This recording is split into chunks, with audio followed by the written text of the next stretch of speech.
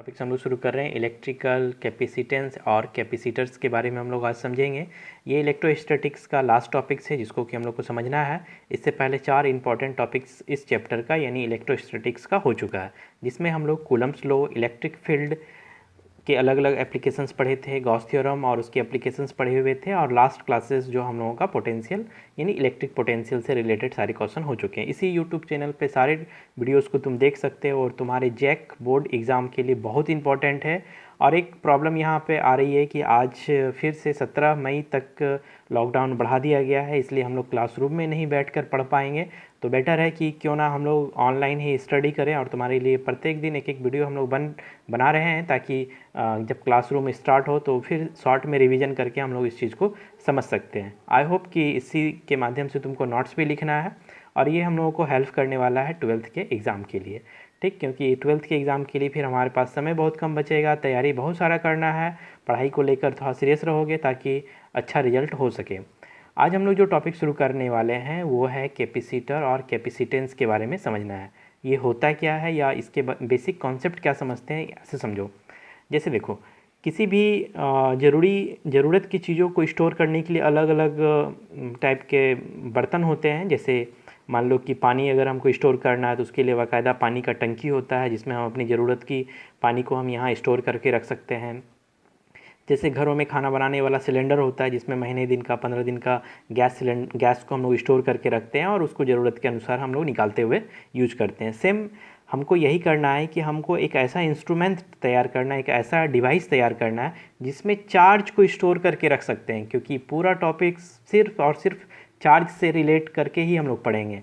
अब प्रॉब्लम आती है कि चार्ज को स्टोर कैसे करेंगे, और अगर स्टोर करते हैं भी तो उसका यूज कैसे करेंगे, और स्टोर करने के बाद वो किस किस अलग अलग रीजंस पे डिपेंड करेगा। ये सारा अलग अलग जो क्वेश्चंस है जिसका आंसर हम लोग इसी चैप्टर में आगे चलते हुए पढ़ेंगे। तो ये हमको पहले समझ में आना जाना चाहिए कि कैपेसिटर का मतलब है जहाँ हम चार्ज को स्टोर कर रहे हैं, और कैपेसिटेंस हो गई उसकी क्षमता। मान लो जैसे मार्केट में 1000 लीटर का टंकी मिलता है, 1500, 2000, 2500 लीटर का अलग अलग टंकी का, ये कैपेसिटेंस हो गई कि ये 2500 लीटर है, 1000 लीटर है। लेकिन एक कैपेसिटर क्या है कि ये एक संयंत्र है, गोल एक पानी का टंकी है जिसमें पानी को हम लोग स्टोर करके रख सकते हैं। वैसे ही चार्ज को स्टोर करने के लिए जो डिवाइस बनाएंगे उसको हम लोग कैपेसिटर कहेंगे।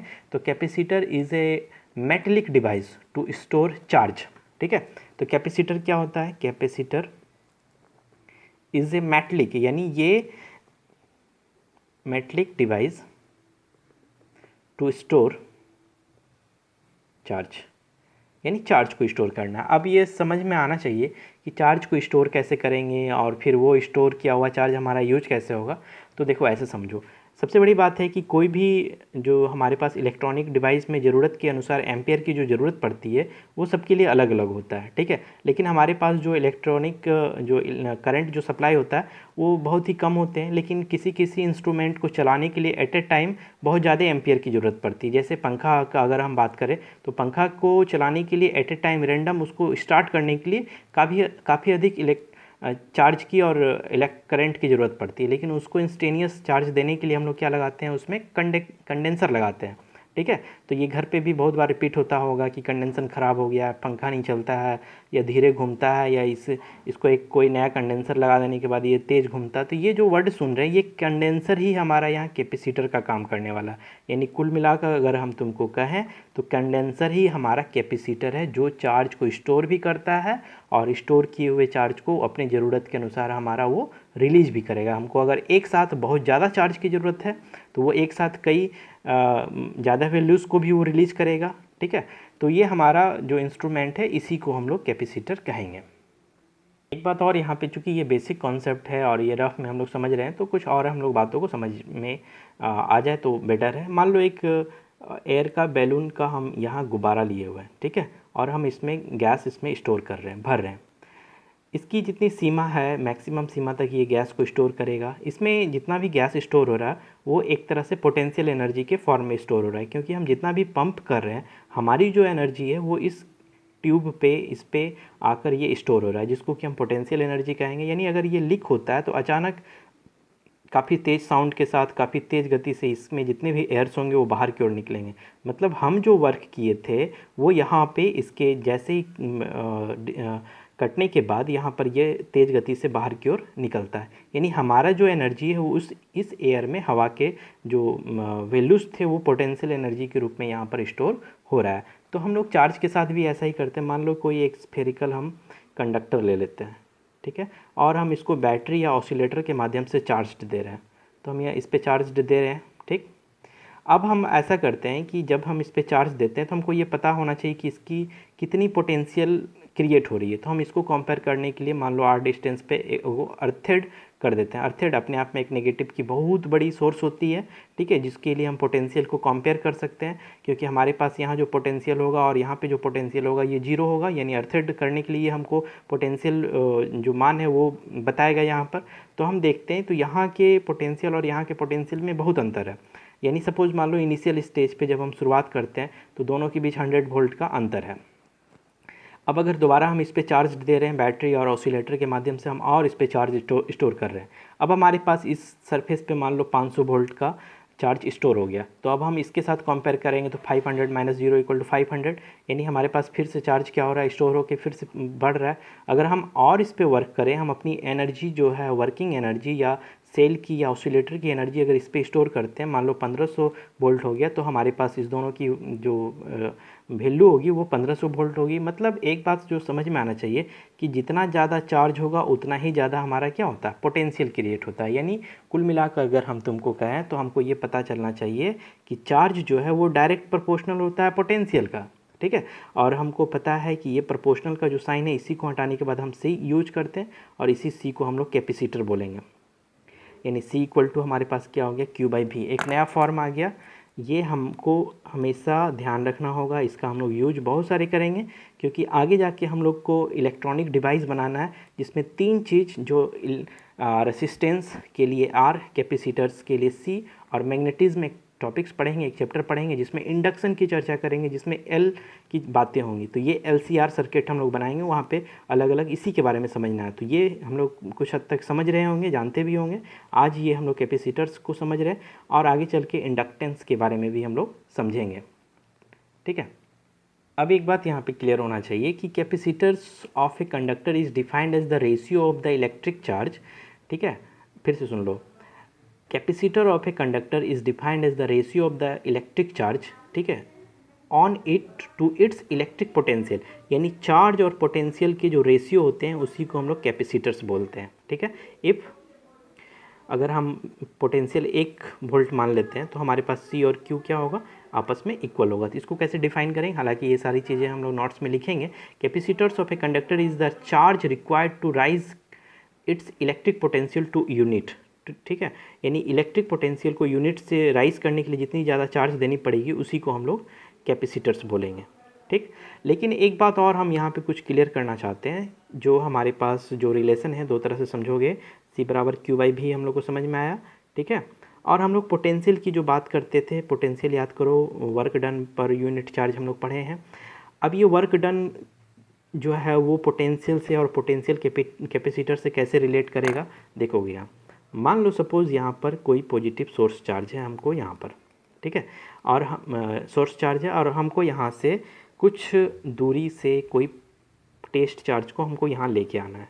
अगर इस पे अभी 5 कूलम चार्ज है तो हमको इस पॉजिटिव चार्ज को लाने के लिए जो वर्क करना पड़ेगा, ठीक है, जो मान लेते हैं A है।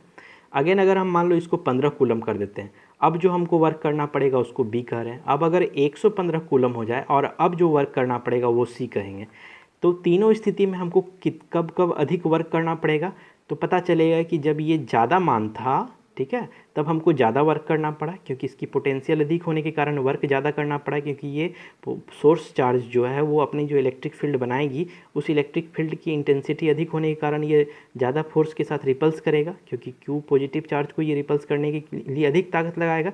यानी हमको अधिक वर्क करके, अधिक फोर्स के साथ वर्क करके यहाँ पर आना पड़ेगा। यानी C will be greater than B, B greater than will be A। यानी हम ये देख रहे हैं कि जब चार्ज कम है, यानी चार्ज अगर कम है, हमारे पास यहाँ पर वर्क अगर हमको कम करना पड़ रहा है, तो कम वर्क के मतलब समझ में आना चाहिए कि हमको पोटेंशियल हमारा क्या है, कम है, ठीक है। तो अगर पोटेंशियल कम है तो यहाँ इम्प्रपोर्शनल रिलेशन है, तो यानी उसमें क्या होगा, अभी हम अधिक चार्ज को स्टोर करके रख सकते हैं। जैसे मान लो कि कोई टंकी है पानी का, अगर वो खाली है तो उसमें क्या होगा, आसानी से हम पानी डाल सकते हैं। लेकिन जैसे ही वो भर जाता है, या एयर का बैलून की बात करें, अगर वो भर जाता है तो उसमें पुश करके अगर एयर भरना चाहते हैं तो हमको ज़्यादा ताकत लगाना पड़ता है। यानी अगर जब पोटेंशियल जो है वो अगर अधिक हो जाएगा, ठीक है, तो वैसे स्थिति में कैपेसिटर से उसमें क्या होगा, यानी जगह क्या होगा, कम होगा। कम जगह रहने की वजह से अधिक वर्क करके उसमें स्टोर करना पड़ेगा। तो इस तरह से हम समझ सकते हैं कि जब पोटेंशियल हमारा कम होगा तो उसमें कैपेसिटर यानी स्टोर करने की ताकत अधिक होगी। और अगर पोटेंशियल अधिक हो जाएगा, पोटेंशियल अधिक होने का क्या मतलब है, पोटेंशियल अधिक होने का मतलब है कि हमको काम अधिक करना पड़ेगा।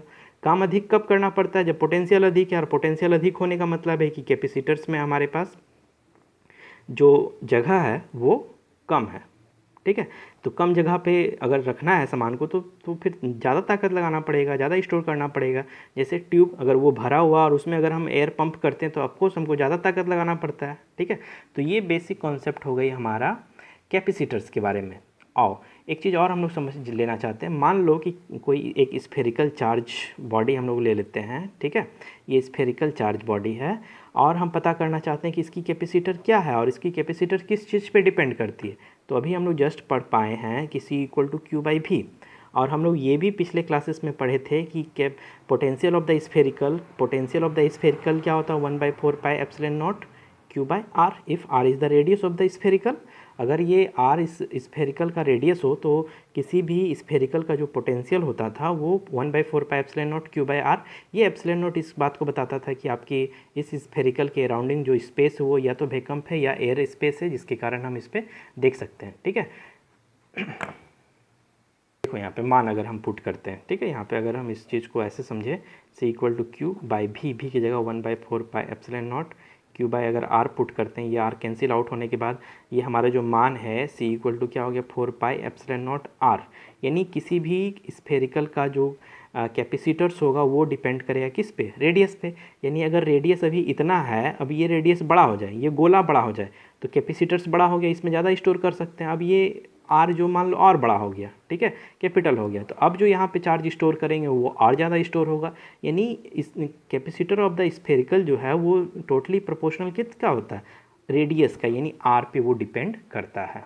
यानी हम इसको ऐसे भी डिफाइन कर सकते हैं कि the capacitance of an isolated क्यों, क्योंकि यहाँ एप्सिलॉन नॉट से हम आइसोलेट किए हुए हैं ना, इसमें कोई चार्ज आती है ना ही जाती है, ठीक है। आइसोलेट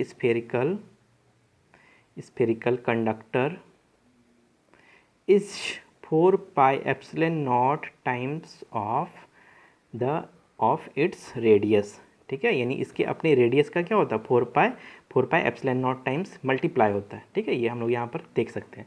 तो ये हमारा बेसिक कॉन्सेप्ट हो गया कैपेसिटर्स के बारे में। यानी कुल मिला के ये समझ सकते हैं कि जहाँ चार्ज को स्टोर करते हैं उसको कैपेसिटर बोलते हैं, और जितना अधिक चार्ज स्टोर करने की जो क्षमता होती है कैपेसिटर को, उसी को हम लोग कैपेसिटेंस कहते हैं। और कुल मिलाकर अगर हम बात करें तो Q = V ये इंपॉर्टेंट है, Q = C भी ये इंपॉर्टेंट है, और C = Q/V ये फॉर्मूला हमारा 3 इंपॉर्टेंट है, जिसका चर्चा हम लोग पूरे चैप्टर में करते रहेंगे। क्योंकि ये पहला और बेसिक चैप्टर है जिसमें हम लोग सिर्फ कैपेसिटर्स के बारे में समझ रहे हैं, इसलिए कैपेसिटर यानी इलेक्ट्रिकल कैपेसिटेंस को डिफाइन कर लेते हैं और उससे रिलेटेड ये फार्मूला को हम लोग नोट्स में कन्वर्ट कर लेते हैं। चलो देखो यहाँ पे हम लोग इलेक्ट्रिक कैपेसिटेंस को समझने का प्रयास कर रहे हैं।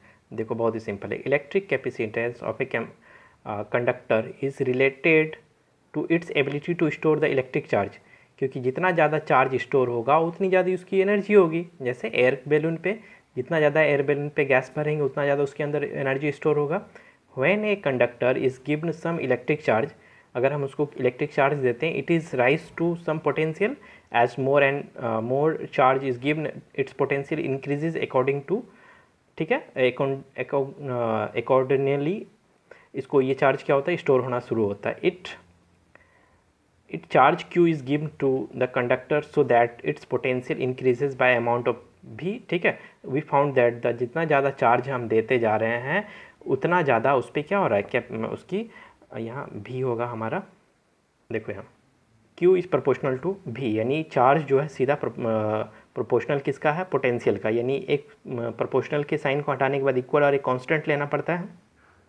यही कांस्टेंट हमारा हो गया क्या, कैपेसिटेंस ऑफ ए कैपेसिटर, जिसको हम C बोल रहे हैं। यानी capacitance of a conductor may be capacitance of a conductor may be defined as the ratio of the electric charge on its, ठीक है, electric potential due to that charge और potential के रेशियो की ही हम लोग कैपेसिटेंस बोलेंगे, ठीक। यानी अगर हम कुल मिला के बात करें कि अगर पोटेंशियल अगर एक यूनिट हो तो चार्ज और कैपेसिटर क्या होगा, आपस में इक्वल होगा। इंपॉर्टेंट है इसका यूनिट, और यूनिट पे देख लेते हैं। ऐसा यूनिट ऑफ कैपेसिटर्स क्या होगा, चार्ज के लिए कूलम और पोटेंशियल के लिए वोल्ट, ठीक है। चार्ज पर वोल्ट हो गया, चार्ज पर वोल्ट को ही हम लोग फैराड कहेंगे। यानी नेक्स्ट टाइम से तुमसे पूछेंगे कि कैपेसिटर का ऐसा यूनिट क्या होता है, तो हम लोग को बोलना है फैराड। लेकिन फैराड अपने आप में एक बड़ा यूनिट होता है। जैसे डिस्टेंस, दूरी नापने के लिए हम लोग किलोमीटर की बात करते हैं, लेकिन बहुत सारे जगह पे हम लोग को किलोमीटर की बजाय हम लोग को छोटा डिस्टेंस पे समझना पड़ता है, तो उसके लिए मीटर या सेंटीमीटर यूज करते हैं। वैसे ही फैराड काफ़ी बड़ा यूनिट होता है, लेकिन हम लोग को जो भी ज़रूरत पड़ेगी, जो भी न्यूमेरिकल्स बनाएंगे, उसमें हम लोग को फैराड का छोटा वैल्यू लेना है। तो छोटा वैल्यू क्या हो सकता है, तो यहाँ देखो, एक माइक्रो फैराड, माइक्रो का मतलब हो गया 10⁻⁶, ये माइक्रो का सिंबल है। 10⁻⁻⁶ फैराड को हम लोग माइक्रो फैराड बोलेंगे। एक पिको फैराड की भी ज़रूरत पड़ती है कभी कभी, तो PF अगर उसको हम लोग बोलेंगे तो 10⁻⁻12 फैराड, ये हमारा बन गया एक पिको फैराड। तो ये हो गई हमारा कैपेसिटर और उससे रिलेटेड कॉन्सेप्ट, यानी आज बेसिक कॉन्सेप्ट हम लोग को पढ़ना था। अब हम लोग नेक्स्ट क्लास में इसके अलग अलग कैपेसिटर्स के टाइप के बारे में समझेंगे और उसमें कितनी एनर्जी स्टोर होती है, और अगर खास बात की अगर हम कई सारे कैपेसिटर्स को सीरीज़ फॉर्म में या पैरेलल फॉर्म में अगर हम ऐड कर दें तो हमारे पास क्या कैपेसिटेंस बनेगा रिजल्टेंट, जो ऐसा ही कुछ हम लोग रेसिस्टेंस के साथ पढ़े थे क्लास 10th में। तो आई होप कि तुम लोग को समझ में आ रहा होगा। और एक खास बात हम बता देना चाहते हैं, क्योंकि अभी भी हमारे पास यहाँ से लगभग 15 से 17 दिन हम लोग को टाइम है लॉकडाउन समाप्त होने में, क्योंकि अभी की जो स्थिति बनी हुई है उसके अनुसार सरकार का बिल्कुल सही निर्णय है कि लॉकडाउन को बढ़ाया जाए। और इस लॉकडाउन में तुम सबको सुरक्षित रहना है, साथ में पढ़ना है, क्योंकि अभी भविष्य बहुत कुछ कर दिखाने का टाइम है हमारे पास। तो आई होप कि तुम लोग सब समझ पा रहे होगी कि हम क्या कहना चाहते हैं। तो रेस्ट जितने भी टॉपिक्स हम लोग पढ़ चुके हैं, आई थिंक 31 टॉपिक्स हम लोग अब तक पढ़ चुके हैं। ये 32 टॉपिक्स है जो हम लोग अभी पढ़ रहे हैं। तो ये सारे टॉपिक्स को घर पे अस्थिर से पढ़ोगे। जो भी बच्चे नहीं समझ पाते हो, जो मेरे पास पढ़ते हैं, वो मैसेज करोगे कि हाँ सर ये समझ में नहीं आ रहा है, उसको बाकायदा हर एक टॉपिक्स को हम लोग समझेंगे और उसमें आगे चलेंगे। तो इलेक्ट्रोस्टैटिक्स का ये अंतिम टॉपिक्स जो हम लोग शुरू किए हुए हैं, इसमें कुछ अलग अलग टॉपिक्स को समझने के बाद इसको हम लोग लास्ट करेंगे। तो आई होप तुम लोग घर पे अच्छे से रहो और आराम से इस टॉपिक्स को पढ़ो, ताकि इससे रिलेटेड क्वेश्चन को हम लोग एग्ज़ाम में लिख सकें।